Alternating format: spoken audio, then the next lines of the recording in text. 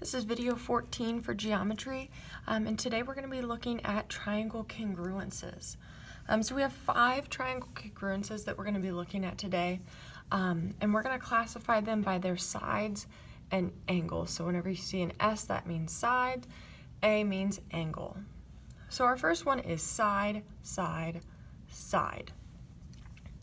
So that means that we have 2 triangles and they're congruent. Each side is congruent to another. So this shorter side is congruent to this triangle over here, so this short side, and we've got those corresponding congruent parts.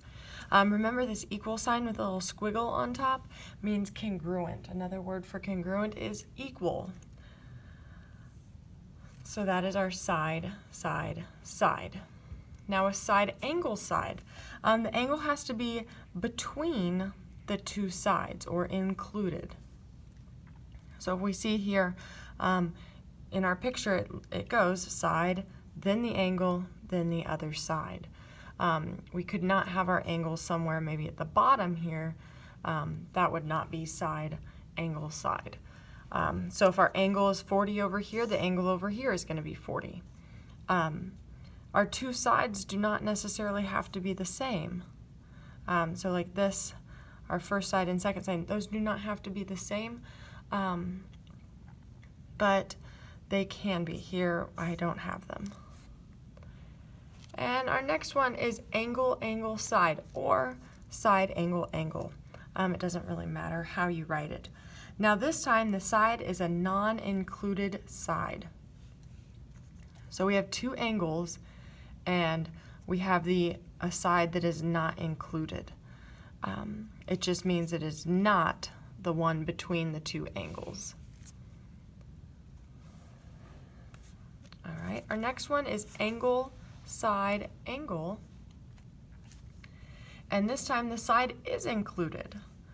So we have our side in between, and that just means that our 2 sides are equal. Our 2 angles here are equal. The second angle, those 2 are equal. Side, side, angle is not a triangle congruence. Okay, so just know that that is not a triangle congruence. Our next one deals with the hypotenuse and leg, and this works only for right triangles. So with this, we already know that this angle is the same because they're both 90 degrees. And then our legs are congruent and our hypotenuse is congruent. So when we look at triangle congruences, when we write them, we look at the letters. So if I wanted to write the angle ABC, or triangle ABC, was congruent to my second triangle, I would have to go in the exact same order. So I would have to say D, E, and then F, because up here I went A, B, and then C. Okay, we cannot go in a different order. I couldn't say F, D, E, because that means that different parts are congruent. So we would have to make sure that you go in order, okay? Just like angle B is congruent to angle E. Angle B, we don't know that it's congruent to F or D. So just make sure when you are writing angle congruences that you make sure that your letters go in the same order both times.